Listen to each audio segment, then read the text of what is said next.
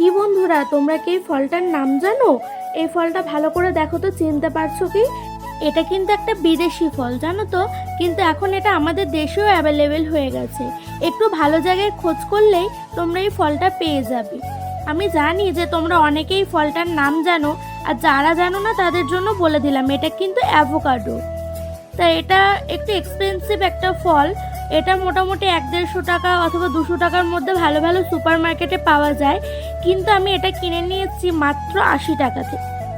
তো শিয়ালদা স্টেশনে এই ফলটা আমি প্রথমবার দেখেছিলাম, তো তখন আমি এখান থেকে ফলটা কিনেছিলাম। এর আগের বারে এইটা তো আমি সেকেন্ড টাইম কিনেছি। তো তখন ফলটা কিনে নিয়ে আমি কী করবো বুঝতে পারছিলাম না। তারপর একটু নেটে সার্চ করে দেখলাম এটা দিয়ে নাকি স্যান্ডউইচ বানালে খুব ভালো খেতে হয়। তো যথারীতি আমি সেটা দিয়ে স্যান্ডউইচ বানিয়ে খেয়েওছি, আর এতটাই ভালো লেগেছে যে আমাকে আরেকবার বানাতে হলো আজকে। তো আগের বার তো তোমাদের সাথে শেয়ার করতে পারিনি, তাই আজকে ভাবলাম এই অ্যাভোকাডো স্যান্ডউইচের রেসিপিটা তোমাদের সাথে শেয়ার করি। তাহলে তোমরাও এই ফলটা কখনো কিনলে এই রেসিপিটা বানিয়ে খেতে পারবে। আর অ্যাভোকাডোটা কীভাবে কাটতে হয় সেটা তো তোমাদেরকে দেখালাম আমি। আর ওটার না নিচের সাইডটা একটু কেমন কালো কালো হয়ে গেছিলো, জানি না, হয়তো আমি অনেক দিন রেখে দিয়েছিলাম, মোটামুটি 3-4 দিন রেখে দিয়েছিলাম ফ্রিজে, তো সেই জন্য। তা ওরকমভাবে কেটে আর তারপরে তোমরা দানাটা বার করে নেবে। দানাটা বার করে অ্যাভোকাডোর ভিতরে যে ফলটা, সেটা তোমরা এমনি চামচ দিয়ে স্কুইজ করলে পরে ওটা বেরিয়ে যাবে। আর ওটাকে বার করে নিয়ে তোমরা সুন্দর করে ম্যাশ করে নিও। চলো দেখাচ্ছি। দেখো, এরকমভাবে চামচ দিয়ে আলগা করে করলেই পুরোপুরি বেরিয়ে যাবে।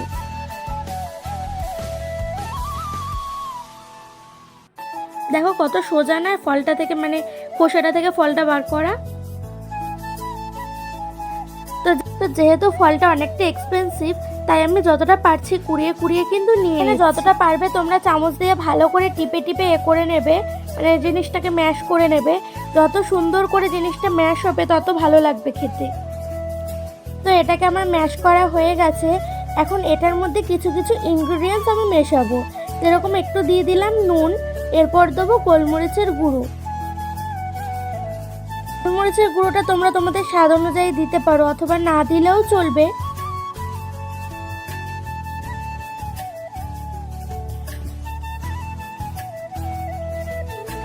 এরপরে এর মধ্যে দিয়ে দেবো কিছুটা ছোট ছোট করে কুচি করে নেওয়া পেঁয়াজের টুকরো, আর এর সাথে আমি দিয়ে দেবো ছোট ছোট করে কেটে রাখা কিছুটা টমেটো। আর টমেটোটা অ্যাড করার পর এখন আমি দিয়ে দেবো এই রেসিপির সবথেকে ইম্পর্টেন্ট জিনিস, যেটা হচ্ছে লেবুর রস। লেবুর রসের জন্যই কিন্তু অ্যাভোকাডো টোস্টটা এরকম সবুজ কালারের থাকবে, নাহলে কিন্তু একটু বাদেই এটা পুরোপুরি কালো রঙের হয়ে যাবে। তাই তোমরা অন্য কিছু দাও বা না দাও, এই লেবুর রসটা কিন্তু অবশ্যই দিয়ে দিও। তো এখন আমি কিছুটা কাঁচা লঙ্কা কুচিও অ্যাড করব। তো তোমরা যারা ঝাল খাও তারা একটু কম বেশি সমস্ত কিছু অ্যাড করে নিয়ে এগুলোকে কিন্তু ভালো করে আমি মিক্স করে দেবো, সুন্দরভাবে সব কিছু যেন একসাথে মেশে। আর মেশানোর পর আমি এখানে নিয়ে নিয়েছি দুটো সেঁকে নেওয়া ব্রেড, আর ব্রেডের মাঝখানে এই অ্যাভোকাডোর মিক্সচারটা ভালোভাবে চারিপাশে সুন্দরভাবে স্প্রেড করে দিতে হবে। কোনো জায়গা ফাঁকা থাকলে কিন্তু অতটা বেশি স্বাদ লাগবে না খেতে। চারিদিকে একটু মোটা করে ভালোভাবে স্প্রেড করে নিয়ে সেঁকে নেওয়া ব্রেড দিয়ে ঢেকে নিলেই একদম রেডি হয়ে যাবে আমাদের এই স্যান্ডউইচটা। আর তারপর তোমরা কিন্তু তোমাদের মনের ইচ্ছা অনুযায়ী এটাকে ত্রিকোণ শেপেও দিতে পারো, অথবা চৌকো শেপেও রাখতে পারো।